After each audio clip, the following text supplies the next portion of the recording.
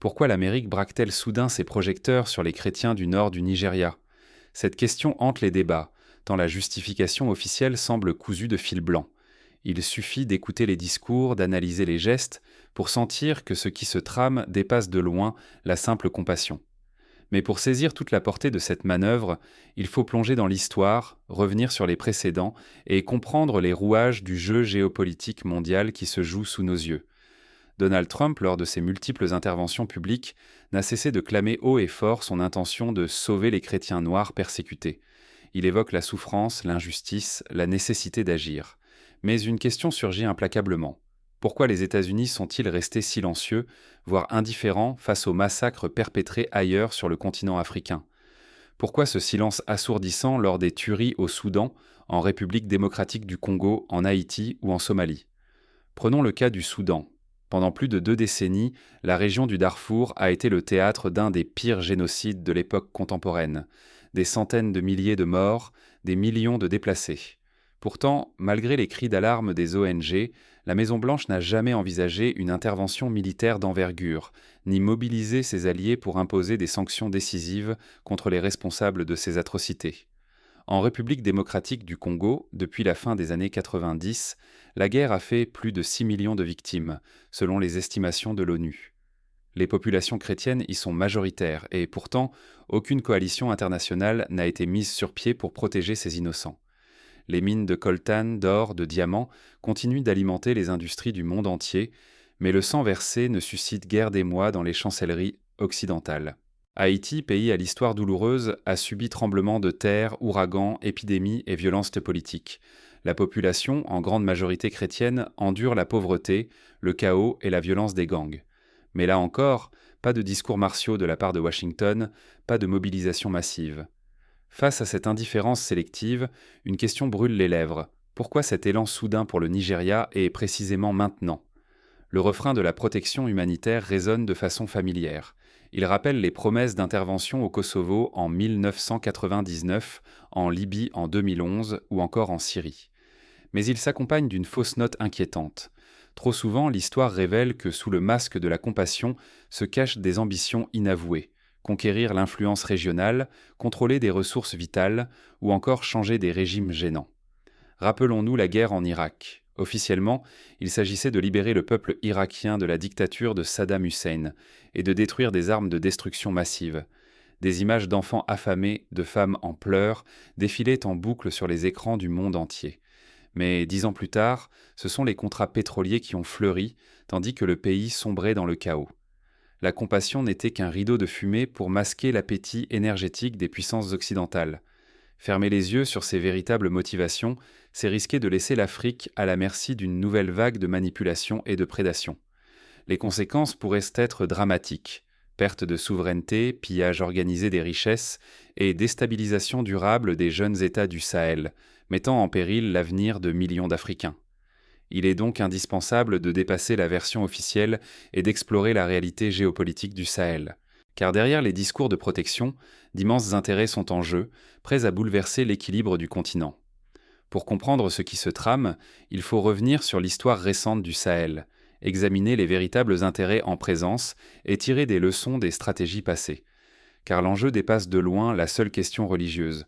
Le Sahel n'est pas seulement un champ de bataille contre le terrorisme, c'est aussi un terrain stratégique, théâtre d'un affrontement mondial pour le contrôle de ressources naturelles rares et vitales. Aujourd'hui, une coalition inédite prend forme. Le Niger, le Mali et le Burkina Faso, 3 nations désormais menées par des chefs d'État farouchement souverainistes. Leur ambition? Tourner le dos à la dépendance, reprendre la main sur leurs richesses et tracer leur propre voie. Cette dynamique rappelle les mouvements d'indépendance des années 60, lorsque les pères fondateurs du panafricanisme, comme Kwame Nkrumah ou Modibo Keïta, rêvant d'un continent maître de son destin. Le Niger occupe une place clé dans cette lutte. Premier exportateur d'uranium de la planète, il détient la clé d'un minerai crucial. Sans lui, pas d'électricité nucléaire ni d'armes atomiques. Pour mieux comprendre, il faut imaginer la place de l'uranium dans l'économie mondiale. Ce minerai alimente les centrales nucléaires de la France, des États-Unis, de la Chine et de la Russie. Sans uranium nigérien, la lumière s'éteint dans de nombreux foyers européens et l'équilibre militaire mondial vacille. Ce n'est pas une coïncidence si ce pays, au cœur du Sahel, attise tant de convoitises. Historiquement, la France a longtemps contrôlé l'extraction de l'uranium à travers Areva, devenu Orano. Mais aujourd'hui, l'arrivée de nouveaux partenaires, notamment chinois et russes, bouleverse la donne. Le Niger est devenu l'épicentre d'une guerre froide renouvelée, où chaque puissance tente de s'assurer une part du gâteau. Mali et Burkina Faso, eux, sont assis sur des gisements d'or, de cuivre, de zinc et des champs de coton à perte de vue. Au Mali, la production d'or atteint des niveaux records. Le pays figure désormais parmi les 10 premiers producteurs mondiaux. Le cuivre est essentiel à l'industrie technologique, tandis que le coton malien et burkinabé alimentent les usines textiles de toute la planète. Autant de trésors qui font du Sahel un enjeu mondial, qui possède ses ressources, détient pouvoir et influence. Ce sursaut souverainiste a bouleversé les équilibres. Les bases militaires américaines ferment désormais les unes après les autres, illustrant une rupture avec l'ordre ancien. Les nouveaux dirigeants refusent de toute ingérence étrangère dans la gestion de leurs matières premières. Un parallèle frappant peut être établi avec la révolution iranienne de 1979, lorsque Téhéran a nationalisé son pétrole, mettant fin à la domination des compagnies occidentales. Pour la première fois depuis l'indépendance, l'Afrique tente de reprendre la main sur son destin et de protéger jalousement ses ressources. Mais cette affirmation suscite l'hostilité des anciennes puissances, inquiètes de perdre leur accès privilégié. On se souvient du sort réservé à Thomas Sankara, le révolutionnaire burkinabé, assassiné après avoir défié l'ordre international et prôné l'autosuffisance économique. Fermer les yeux sur cette réalité, c'est se condamner à une analyse superficielle et rater le véritable enjeu, la souveraineté et la sécurité africaine face à la prédation internationale. Pourquoi alors l'Amérique tourne-t-elle soudainement ses regards vers le nord du Nigeria ? En apparence, Washington brandit la défense des populations chrétiennes, mais derrière cette justification morale se cache un projet bien plus vaste et stratégique. Et si la défense des chrétiens n'était qu'un prétexte soigneusement choisi ? Derrière les discours officiels, le vrai visage de l'intervention américaine au Nigeria se dessine.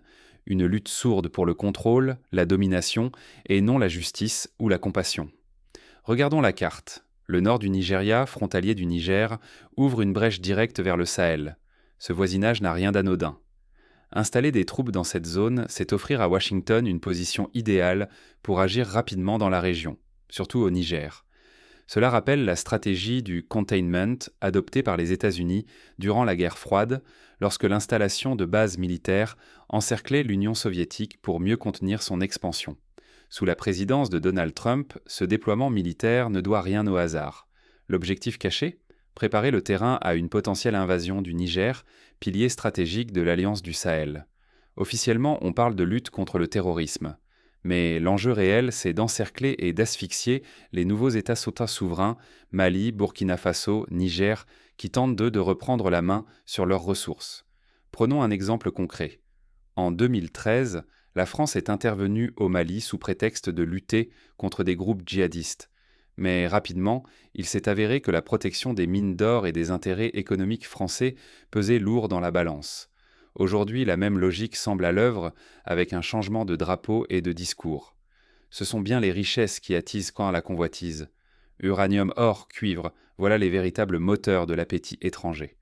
Le Niger, par exemple, compte parmi les plus grands producteurs d'uranium au monde, minerai crucial pour les centrales nucléaires et les armes stratégiques. Le Mali et le Burkina Faso débordent aussi de réserves d'or et de cuivre. Contrôler ces matières, c'est s'assurer une puissance mondiale durable. Ce scénario se répète. On l'a vu en Libye, en Irak, en Afghanistan. Toujours le même schéma. Derrière l'écran de la mission humanitaire ou antiterroriste se cachent des intérêts économiques et géopolitiques. Les médias parlent de protection, mais le résultat reste le même. Chaos, pillage, effondrement des États. En Libye, la chute de Kadhafi a ouvert la voie au pillage des stocks de pétrole et à la fragmentation du pays, livrant la région au banditisme et à la traite des êtres humains. Aujourd'hui, le Niger a pris une décision historique. Avec le président Chiani, il a ordonné la fermeture des bases étrangères. Washington fulmine, voyant s'éloigner son rêve d'un Sahel sous tutelle. Niamey s'impose désormais comme symbole d'une résistance africaine qui dérange l'ordre établi. Mais cette résistance reste précaire. La pression militaire et médiatique ne cesse de s'accentuer. Si les peuples africains n'ouvrent pas les yeux sur ces mécaniques d'influence, ils risquent de voir disparaître leur souveraineté, leur richesse, leur avenir. Ces manœuvres, habilement dissimulées sous des discours moralisateurs, menacent la stabilité même du continent. Pourtant, une question demeure. Comment ces stratégies d'influence se mettent-elles concrètement en place sur le terrain? Il est temps de décrypter les méthodes invisibles qui sabotent l'indépendance africaine. Après le Nigeria, qui sera la prochaine cible, sous couvert de lutte contre le terrorisme? Cette question obsède tous ceux qui regardent les bombes américaines s'abattre sur le nord du Nigeria, officiellement pour éliminer des extrémistes. Mais derrière ce prétexte se dessine une stratégie bien plus vaste: ouvrir la voie à des frappes au Niger, au Mali, au Burkina Faso. Ce scénario, nous l'avons déjà vu en Libye puis en Irak. Les interventions dites humanitaires deviennent des guerres d'occupation, qui brisent les États et rendent possible le pillage de leurs richesses. Le Sahel n'est pas choisi au hasard. Uranium au Niger, or et cuivre au Mali, or et autres minerais au Burkina Faso. Les pays qui osent reprendre le contrôle de leurs ressources sont désormais visés par une nouvelle croisade impériale. Mais la guerre ne se mène plus seulement avec des drones ou des soldats. Aujourd'hui, l'opinion publique, même africaine, est manipulée. Les stratèges occidentaux s'entourent de célébrités africaines ou afrodescendantes pour légitimer leur agenda. Quand une star mondiale comme Nicki Minaj prend la parole à l'ONU pour soutenir l'intervention au Nigeria, le message est clair: l'Occident vient sauver l'Afrique. Mais de quoi ou de qui? Ce discours vise à convaincre les Africains eux-mêmes que cette guerre est nécessaire, presque fraternelle. C'est une illusion mortelle.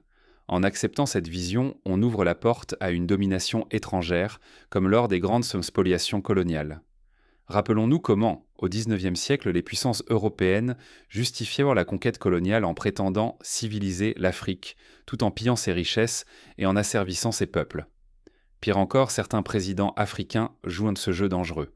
Bola Tinubu, au Nigeria, affiche une collaboration assumée avec Washington.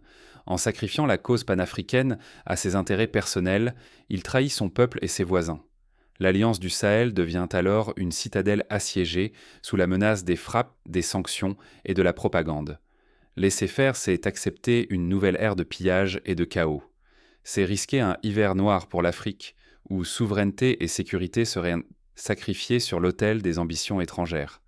Jamais le continent n'a été aussi près d'une recomposition brutale de ses frontières et de son avenir.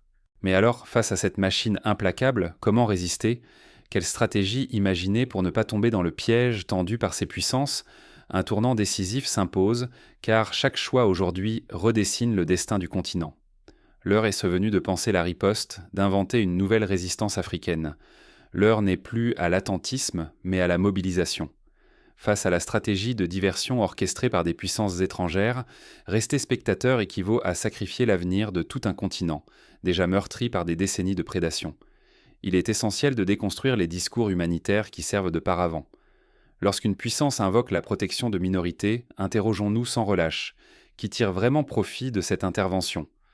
Trop d'exemples récents, du pétrole libyen à l'uranium nigérien, en passant par l'or du Mali et du Burkina, prouvent que l'aide affichée masque souvent une soif de contrôle.